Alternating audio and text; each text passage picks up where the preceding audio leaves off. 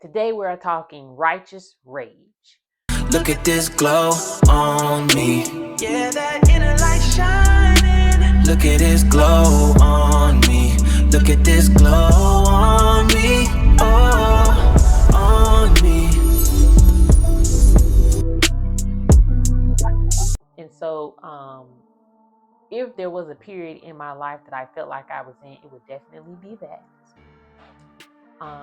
However, I am discovering healthier ways to manage and or channel my rage for my benefit. And so I will be talking a little bit about that with you here today. But before we get started, we're going to talk a little bit about suppression. So suppressing the emotions does you no good, because the emotions don't just disappear because they are ignored or suppressed. They are going to come to the forefront at some point, but it is best that you acknowledge them so that they aren't suppressed, so that you don't get a sneak attack, because it will happen. So emotional suppression basically allows the emotions to ferment inside of your body. And a lot of times this fermentation can present itself in different ways. One of those being physical illness. And it has been recently discovered that suppressing your anger can cause autoimmune diseases, specifically in women. And so the running joke online is that you should cuss those people out. Just cuss them out.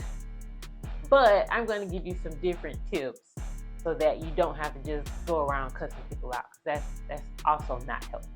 So, as kids, unfortunately, many of us are socialized to ignore our emotions, rage being one of them. And we ignore anger and rage before we even get an opportunity to understand it fully.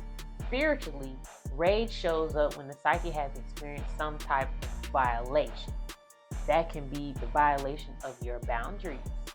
That can be the violation of your dignity, the violation of your truth, or the violation of your personhood. So many of us grew up and were taught to betray ourselves as a form of survival. Specifically within the Black community, it is taught that we must control ourselves in order to avoid death, unfortunately. Because that is the case for a lot of us that live here in this country. And so when you think about those different relationships to survival and dealing with your emotions, then you're going to have a group of people who aren't necessarily in tune with their emotions or even know how to display them in a healthy manner. And even within that, we aren't taught necessarily how to speak up and stick up for ourselves, operate within our own authority and autonomy as an individual. We are told that we should choose our battles wisely. That goes back to my earlier point. We're also told that we should seek agreeableness in order to keep the peace within the collective, whatever situation that may be, whether it's familial, whether it be employment, any of those areas. We don't necessarily come to know what our emotions, one, are telling us, and two, how to express them in a way where we won't end up in jail and we won't end up in hell. We swallow them. And so we swallow them. And that is what leads to suppression. And then one day, where's my revenge? They have taken money from me. They have taken fucking my youth. They have taken everything from me, my time. I'm so over it. I'm so fucking done. Ah! Your soul actually gets tired of how it is that you're behaving toward yourself, and you're gonna have a crash out moment, okay? And sometimes those moments can lead you to jail, and sometimes those moments can lead you to hell. And if there are two places I'd never want to go, it's those two places, okay? So if we think about rage as fire and fire's energy, In many spiritual traditions, rage is considered fire, and rage is also considered purifying and transformative. In African diasporic traditions, rage is often associated with heat and intensity, emotional combustion, and spiritual transformation or power. Even in Hindu philosophy, fierce deities are not always a symbol of evil. Sometimes they symbolize the destruction of the ego, of different illusions, and of bondage. So when you reach this point in your life where your soul has just become tired of the suppression and the avoidance, and it's just like, okay, we're not doing this no more, it's time to get it together, then that's when you need to start asking yourself some questions. Okay, so here are a few questions that I asked myself when I got to that point. So the first one being, what am I no longer willing to accept? Okay, that's a very important question because it leads you to your boundaries, and that helps you navigate yourself forward. Movement. It's all about movement here. What triggers these feelings of rage or anger? Who triggers these feelings of rage and anger? Am I willing to let this or them go?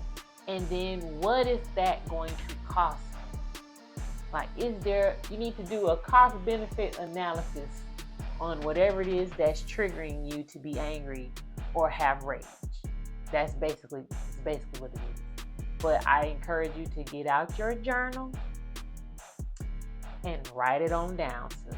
Now, once you decide to ask and answer these questions to yourself, this is where you begin to build the foundation for the next stages of your life. This is where the transformation occurs so that you can start to direct the rage into something more productive or something that benefits you. Sometimes people aren't necessarily lazy. Sometimes they aren't unmotivated. And sometimes they aren't depressed. Sometimes they are just spiritually exhausted with the life that they are currently living.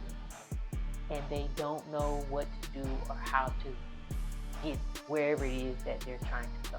So rage in and of itself has produced huge, monumental, large-scale changes for humanity. So imagine what it can do for you individually if you apply it healthily to your life. Rage is just another part of your shadow self that you need to embrace. And just by being curious, that will allow you to move, resolve, purify, and transform your life. The goal here is to be conscious enough that the fire inside obeys you, not the other way around. So don't be afraid of yourself.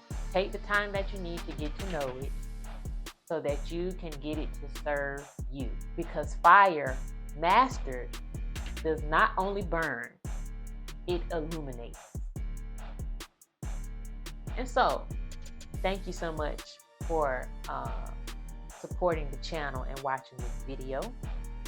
And remember to be defiant with all due defiance. And thank you so much again for watching Sacred Seat Tea